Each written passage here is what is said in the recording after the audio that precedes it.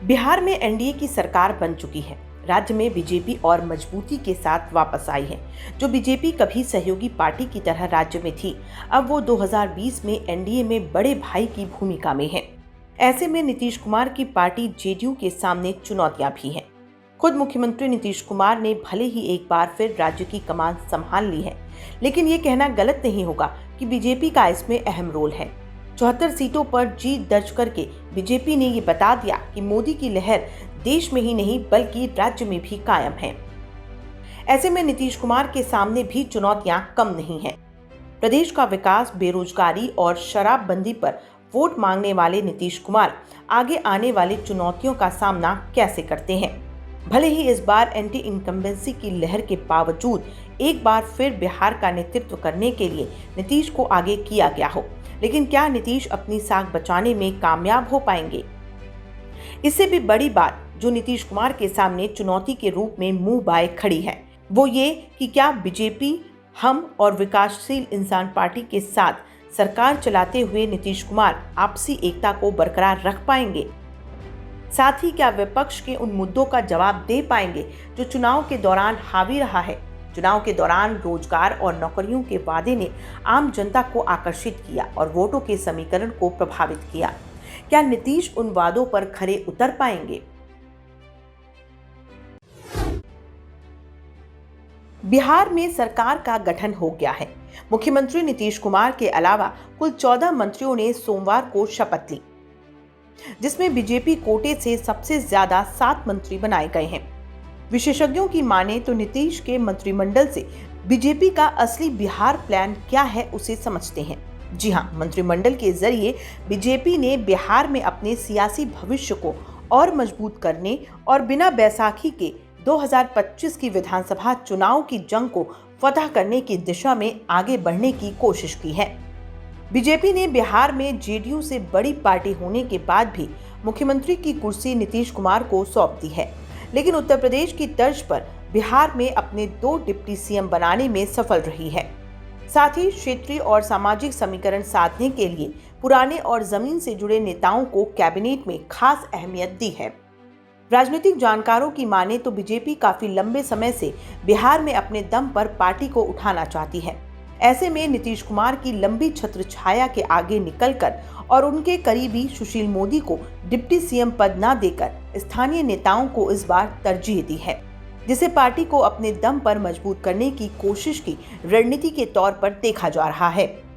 BJP ने बिहार में cabinet गठन में अपने परंपरागत नेताओं की जगह ऐसे नेताओं को जगह दी है जो पार्टी में कई बार से चुनाव जीतते आ रहे थे और जमीन से जुड़े हुए नेता माने जाते हैं। यही वजह है कि सुशील मोदी की जगह वैश्य समुदाय से आने वाले तारकिशोर प्रसाद को अहमियत दी गई है। तारकिशोर ने लगातार चौथी बार चुनाव में जीत दर्ज की है, लेकिन पहली बार मंत्री बने हैं। अमरेंद्र प्रताप सिंह साल 2000 में पहली बार विधायक बने और पिछला चुनाव छोड़कर लगातार जीतते रहे। जीवेश मिश्रा ने भी लगातार तीसरी बार चुनाव में जीत दर्ज की है। इसी तरह से रामसूरत राय भी पार्टी के पुराने और कर्मठ नेताओं में गिने जाते हैं। वहीं रेणु देवी 5वीं बार विधायक बनी है और उन्हें दूसरी बार कैबिनेट में जगह दी गई है। इस तरह से बीजेपी ने जमीनी नेताओं को कैबिनेट में तरजीह देकर कार्यकर्ताओं और पार्टी नेताओं के हौसले बुलंद किए हैं। इस कदम को बिहार में बीजेपी की नई लीडरशिप खड़ी करने की कोशिश के तौर पर भी देखा जा रहा है।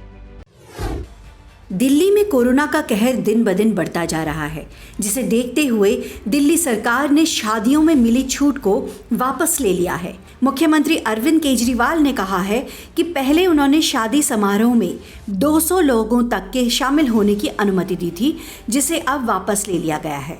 अब सिर्फ 50 लोग ही शादी समारोह में शामिल हो सकेंगे। इसके साथ ही दिल्ली सरकार कोरोना संक्रमण को लेकर केंद्र सरकार को प्रस्ताव भेजेगी, जिसमें नियमों के उल्लंघन और सोशल डिस्टेंसिंग का पालन न होने की स्थिति में दिल्ली के भीड़-भाड़ वाले बाजारों को अस्थायी रूप से बंद करने की अनुमति की बात रखी जाएगी। सीएम अरविंद केजरीवाल ने कहा कि सरकारी और प्राइवेट अस्पतालों में बेड की संख्या काफी है, लेकिन अस्पतालों में आईसीयू वाले बेड की कमी है, जिसको लेकर केंद्र सरकार ने मदद की है। उन्होंने कहा कि सभी सरकारें मिलकर काम कर रही हैं, लेकिन सबसे बड़ी जरूरत है कि लोग कोरोना वायरस के गंभीर परिणामों का ध्यान रखें। कई लोग तो बिना मास्क पहने घूम रहे हैं और सोशल डिस्टेंसिंग का भी उल्लंघन कर रहे हैं। उन्होंने जनता से अपील की है कि लोग मास्क पहने और सोशल डिस्टेंसिंग का पालन करें।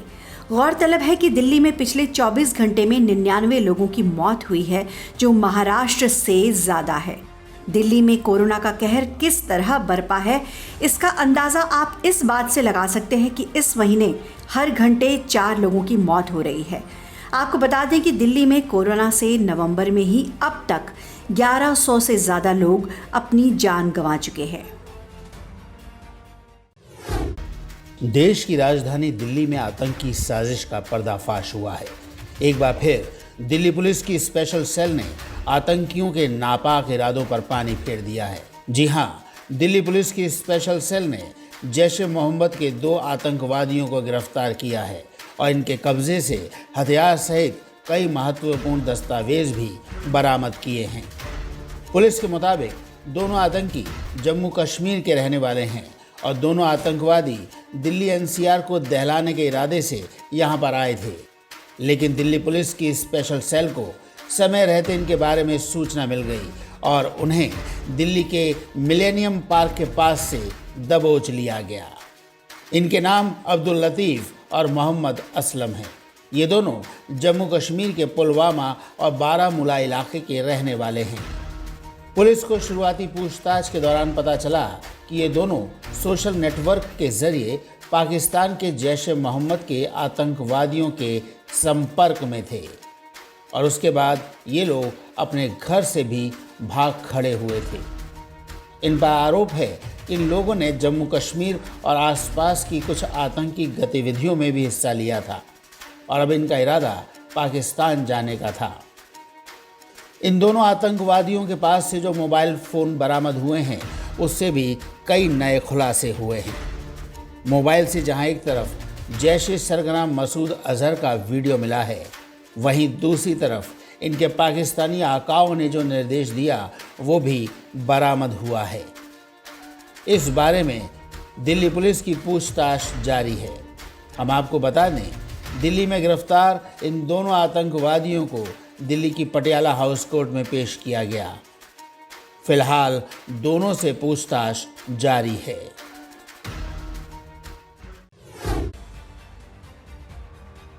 दिल्ली में वायु प्रदूषण और कोरोना का घातक कॉकटेल सामने आ रहा है। कोरोना में लगातार होती बढ़त को देखते हुए केंद्र और राज्य सरकार की मुश्किलें और भी बढ़ गई हैं। देश की राजधानी दिल्ली अभी कोरोना और प्रदूषण की दोहरी मार से पस्त है। एक तरफ कोरोना लगातार नए नए रिकॉर्ड बना रहा है, तो दूसरी तरफ प्रदूषण पर भी रेड अलर्ट की स्थिति पैदा हो गई है। इस पर नियंत्रण पाने के लिए जहां सरकारें बराबर प्रयास कर रही हैं, तो वहीं जनता नियमों को ठेंगा दिखाते हुए अपनी मनमानी करने पर तुली है। कोविड, प्रदूषण और सर्दी का खतरनाक कॉम्बिनेशन करेला ऊपर से नीम चढ़ा वाली बात को सिद्ध करता हुआ दिख रहा है। जहां रोज कोरोना के रिकॉर्ड तोड़ बढ़ते केस देखने को मिल रहे हैं, वहीं जनता का यूं लापरवाह होना स्थिति को और भी गंभीर बना रहा है। अकेले वायु प्रदूषण के कारण ही भारत में हर साल 10 लाख से अधिक लोगों की मौत हो जाती है। विश्व स्वास्थ्य संगठन का कहना है कि कोविड-19 से सुरक्षित रहने के लिए ज़रूरी है कि लोगों की सोच बदलना ज़रूरी है। हैरानी तो इस बात की है कि बहुत कम लोग ही मास्क पहन रहे हैं और साथ ही इनमें से चंद ही लोग ऐसे हैं जो सही तरीके से मास्क को पहन रहे हैं। कुछ तो मास्क लगाने के नाम पर फॉर्मेलिटी के लिए मास्क को नाक या मुंह से नीचे रखते हैं या फिर गले में लटकाकर बस भरपाई सी पूरी करते हैं। ऐसे में चिकित्सकों का कहना है कि जिस तरह से लोगों में नियमों को लेकर लापरवाही नजर आ रही है, तो हालात बिगड़ने लाजिमी है। लोग ना ही गाइडलाइन फॉलो कर रहे हैं और ना ही खुद की और दूसरों की परवाह कर रहे हैं। लोगों ने लॉकडाउन में छूट मिलने के बाद ये मान लिया है कि कोविड जैसे खत्म ही हो गया। ऊपर से मौसम की मार अलग से कोरोना वायरस को और भी खतरनाक बना रही है, जिससे आगामी कुछ ही दिनों में कोविड के मामले और बढ़ने की संभावना है। अब ऐसे में दिवाली में मिठाई की दुकानें भीड़ से खचाखच भरी थी, तो वहीं सोशल डिस्टेंसिंग का भी जमकर मखौल उड़ा। हेल्थ वर्कर अपने सामर्थ्य से ज़्यादा काम कर रहे हैं, पर फिलहाल की स्थिति देखकर यही लग रहा है कि आने वाले दिनों में अस्पतालों की हालत चरमराने वाली है। मौसम विभाग के अनुसार इस बार अभी तक वेस्टर्न डिस्टर्बेंस एक्टिव नहीं हो रहे हैं। राजस्थान के ऊपर एंटी साइक्लोन्स परिस्थिति ने भी हवाओं को शुष्क और ठंडा करने का काम किया है। ला नीना के असर की वजह से इस बार सर्दियों का सीजन लंबा और ज्यादा सर्दी होने की संभावना है। बहरहाल ध्यान रहे कि कोरोना वायरस भी इंसान के श्वसन तंत्र को ही प्रभावित करता है। ऐसे में अगर प्रदूषण के कारण किसी व्यक्ति का श्वसन तंत्र कमजोर हुआ तो कोविड-19 महामारी होने की स्थिति में उसकी जान पर खतरा कई गुना बढ़ जाता है, क्योंकि महामारी से उसके लड़ने की क्षमता बिल्कुल कम हो जाती है। फिलहाल लोगों को ही इस दिशा में जागरूक होना जरूरी है, वरना सबको कोरोना वायरस के गंभीर परिणाम भुगतने पड़ेंगे और भारत जैसे देश में लाखों की संख्या में लोग मारे जाएंगे।